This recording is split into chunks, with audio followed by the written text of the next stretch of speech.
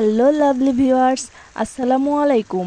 এইচে kitchen চ্যানেলে আজকে আরও একটি নতুন রেসিপি দেখার জন্য সবাইকে ওয়েলকাম জানাচ্ছি।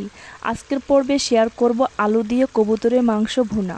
এটা খুব মজার একটি রেসিপি, বাসায় একবার হলো ট্রাই করে দেখবেন। আশা করছি আমার এই রেসিপিটি আপনাদের সবার কাছে ভালো লাগবে।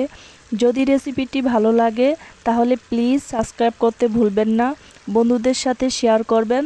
তো চলুন রেসিপিটি দেখে নিচ্ছি।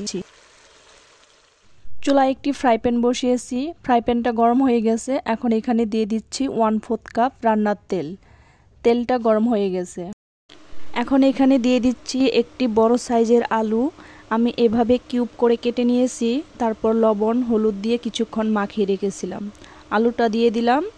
এখন ভালো করে নেড়ে চেড়ে আলুটাকে গোল্ডেন কালার করে ভেজে নেব।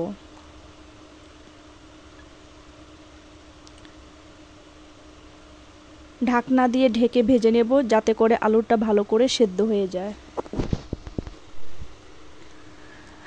আলুটা ভাজা হয়ে গেছে, এখন তেল ঝরিয়ে তুলে নেব।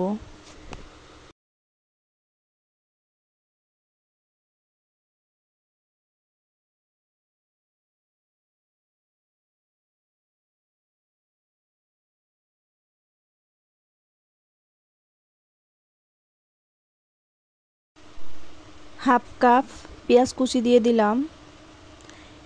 একটি তেজপাতা মাঝখান থেকে চিড়ে দিয়ে দিচ্ছি, আর দিয়ে দিচ্ছি 3 টুকরো দারচিনি, 3 টুকরো ছোট এলাচ দিয়ে দিচ্ছি মাঝখান থেকে চিড়ে। এখন ভালো করে নেড়ে চেড়ে পেঁয়াজটাকে লাল লাল করে ভেজে নেব। এই তো পেঁয়াজটা ভাজা হয়ে গেছে। আমি এখানে একটা কবুতরের মাংস নিয়েছি। কবুতরটা ভালো করে কেটে পুড়ে ভালো করে ধুয়ে নিয়েছি। এই দেখুন, আমি চামড়া সহ নিয়েছি।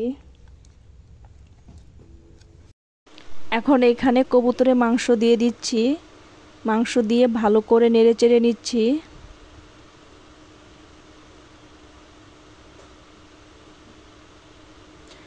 এখন এখানে দিয়ে দেব 1 চা চামচ করে আদা রসুন জিরা বাটা, 2টি পেঁয়াজ কুচি দিয়ে দিচ্ছি, স্বাদ মতো লবণ দিয়ে দিচ্ছি, হাফ টেবিল চামচ মরিচের গুঁড়ো দিয়ে দিচ্ছি, 1 চা চামচ হলুদের গুঁড়ো দিয়ে দিচ্ছি, হাফ চা চামচ ধনিয়ার গুঁড়ো দিয়ে দিচ্ছি। এখন সবগুলো উপকরণ ভালো করে নেড়ে চেড়ে নিচ্ছি।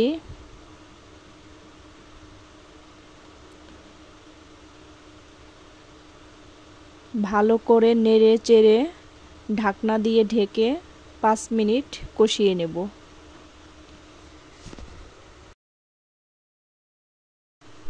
ঢাকনা দিয়ে ঢেকে মাংসটাকে 5 মিনিট কষিয়ে নিলাম। এখন আবারও ভালো করে নেড়ে চেড়ে নিচ্ছি। ভালো করে কষানোর জন্য আমি এখানে হাফ কাপ পানি দিয়ে আবারও ভালো করে নেড়ে চেড়ে ঢাকনা দিয়ে ঢেকে আরও 5 মিনিট কষিয়ে নেব।